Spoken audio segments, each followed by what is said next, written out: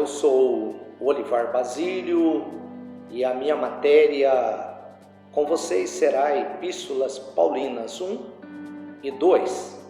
E eu gostaria de lhe dar as boas-vindas, que você possa sentir-se inteiramente apoiado para estudar essa matéria juntamente conosco. A primeira indagação que pode surgir no coração de cada estudante das Sagradas Escrituras é porque houve a necessidade da escrita das chamadas epístolas ou cartas. E a resposta vem em um contexto cultural, bíblico, histórico muito interessante.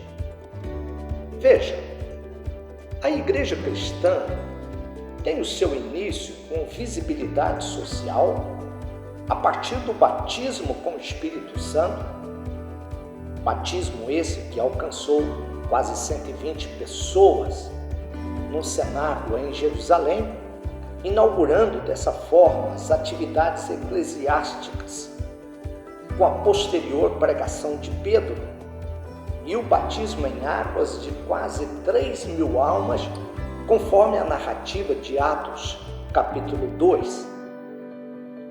Bem, a igreja emergente, que não possuía ainda um catecismo doutrinário próprio e que havia emergido do judaísmo, por consequência, ela se serve de seus princípios e práticas, bem como dos ensinos orais deixados por seu mestre fundador, o Senhor Jesus Cristo, com o intuito de equacionar os problemas doutrinários que surgiam na igreja, sendo a resposta a palavra final dos apóstolos. A igreja floresceu já em seus primeiros anos de existência, chegando a milhares de membros em Jerusalém, Judeia e Samaria, segundo as orientações e o plano estratégico traçado por Cristo em Atos 1:8, antes da sua assunção ao céu, quando ele diz: "Mas recebereis o poder que há de vir sobre vós, e ser-me-eis testemunhas tanto em Jerusalém, na Judeia, Samaria e até os confins da terra." Então, com pouco tempo de atuação, os apóstolos, motivados por esta palavra ainda viva, eles conseguiram, num tempo bastante reduzido, evangelizar Jerusalém, Judeia e Samaria. Eles estavam motivados por uma nova concepção de religiosidade, de justiça social e de amor ao próximo, que foram ensinos esses vindos da parte de Cristo. Assim, seus apóstolos e discípulos, extremamente disciplinados, obedientes à comissão divina para a evangelização até os confins da terra, e enxotados de Jerusalém e Judeia, em razão das perseguições das autoridades sacerdotais, eles avançaram no vasto e ermo território do paganismo, chegando a Antioquia da Síria. É a partir daqui que nós vamos começando a compreender as razões por que vieram as cartas apostólicas, principalmente as epístolas paulinas, que é o objeto do nosso estudo.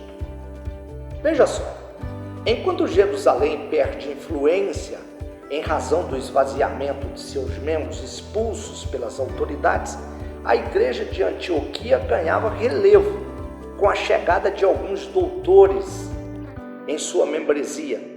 Dentre eles, agora por último, chegando Saulo de Tarso. Isso enriquecendo sobremaneira os membros e a qualidade dos membros daquela igreja, que agora já contava com 5 doutores. Dentre eles, Barnabé, Manaém e o apóstolo Saulo, e outros 2 de relevante conhecimento. Ora, O mundo gentílico iria conhecer o cristianismo por meio dos missionários Barnabé e Saulo, que foram, por exigência do Espírito Santo, separados e posteriormente enviados por essa igreja para alcançar os confins da terra. E eles partiram para a primeira viagem e, com sucesso alcançado nesta viagem, resultou na conversão e fundação de diversas igrejas. E daí é que começa a surgir problemas de ordem doutrinária que precisam de respostas, e respostas dentro de uma visão cristã e não mais de uma visão judaizante, pois esse foi o grande conflito vivido por Paulo na região da cidade de Gálatas, dos Gálatas, aonde o apóstolo Paulo, na Galácia, teve, segundo narrativa dele próprio, no capítulo 2 da Epístola aos Gálatas, um embate com o apóstolo Pedro.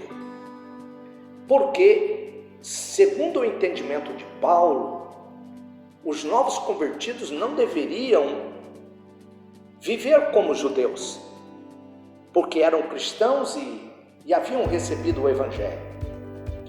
A polêmica cresceu a tal ponto que foi necessário que Paulo e Barnabé levassem a questão a Jerusalém quando ocorreu o primeiro concílio, capítulo 15 de Atos.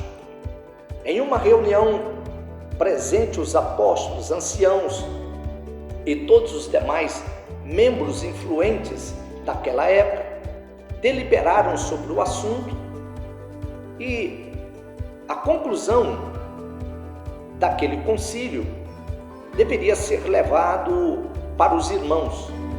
E então o apóstolo Paulo, escolhendo dessa vez a Silas como companheiro de viagem devido ao seu desentendimento com Barnabé por causa de João Marcos, ele partiu levando então a mensagem segundo os tratados que resultaram daquele concílio.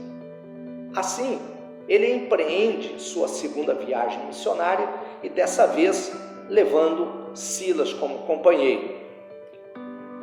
Bom, mesmo com a elaboração desse escrito doutrinal, as igrejas não conseguiam gerir e solucionar seus problemas de ordem eclesiásticas que surgiram na medida de seu crescimento e expansão.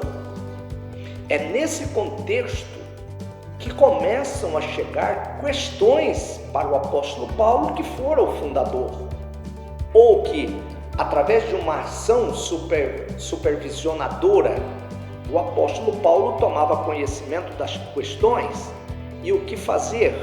Não dava para voltar todas as vezes em Jerusalém para resolver isso junto aos apóstolos. Além do mais, Paulo ganhava cada vez mais autoridade e proeminência no apostolado de Cristo.